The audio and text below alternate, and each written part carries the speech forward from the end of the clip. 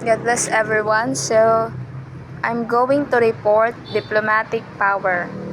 So, diplomacy is the art, the science, and the means by which nations, groups, or individuals conduct their interest and promote their political, economic, cultural, or scientific relations while maintaining peaceful relationships.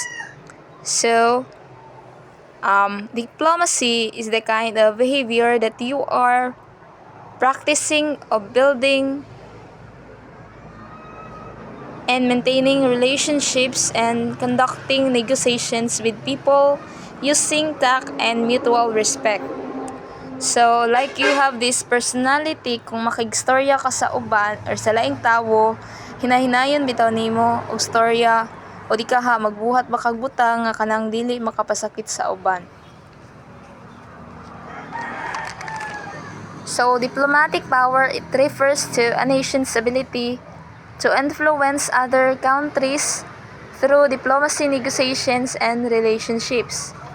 So, the power of diplomacy is the power that countries have in getting their points of view across to other countries and in engaging with them nga dili mogamit og force, violence, threat, or war. So, it is the most peaceful means by which countries can deal with each other. So, diplomatic power inherent in the position of the president as the head of state includes: first is the power to make treaties. Second one is the power to appoint ambassadors, other public ministers, and consuls. The third one is the power to receive ambassadors and other public ministers duly accredited to the Philippines. And the fourth one is the power to deport. So, first is the power to make treaties. So, the United States Constitution provides that the President shall have power by and with the advice and consent of the Senate to make treaties provided 2/3 of the senators present concur, according to Article 11, Section 2. So, in real life example, sa kadtong 1783 Treaty of Paris and the Geneva Conventions, which aim to protect people adversely affected by war, such as prisoners of war and civilians, the Treaty of Paris was a peace agreement between the United States and its allies and Great Britain. So, the power to appoint ambassadors, other public ministers, and consuls, the President shall nominate and, with the consent of the Commission on Appointments, appoint the heads of the executive department, ambassadors, other public ministers, and consuls, or officer of the armed forces from the rank of colonel or naval captain and other officers whose appointments are vested in him. So, ang president na ay power nga pwede siyang maka-appoint because it vested by the Constitution, but with the consent of the Commission on Appointments.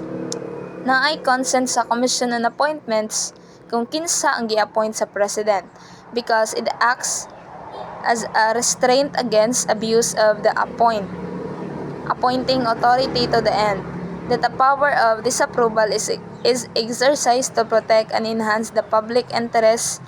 So naay confirmation sa CA or the Commission on Appointments kay importante kini siya sulod sa Constitution. So the third one is the power to receive ambassadors and other public ministers duly accredited to the Philippines. So, concluding that the framers gave the President multiple duties rather than prerogatives in Article 11, Section 3, and that these duties, denoted by the word shall, include the duties to report on the state of the Union, receive ambassadors, and take care that the law be faithfully executed. So ambassadors have the power of the president of the country they are representing in their foreign post. So ambassadors also is an authorized person or an official representatives or promoter to attend a specific activity as appointed or designated by government or an organization on its behalf and to act under its directions. So, and lastly is the power to deport. So, this power is an act of state granted to the executive by virtue of their office, subject to the regulations prescribed in Section 69 of the Revised Administrative Code or future legislation on the subject. So, the power to deport is if a government deports someone, usually someone who is not a citizen of that country. So it sends them out of the country because they have committed a crime or because it believes they do not have the right to be there. So that's the diplomatic power. So diplomatic power of the president.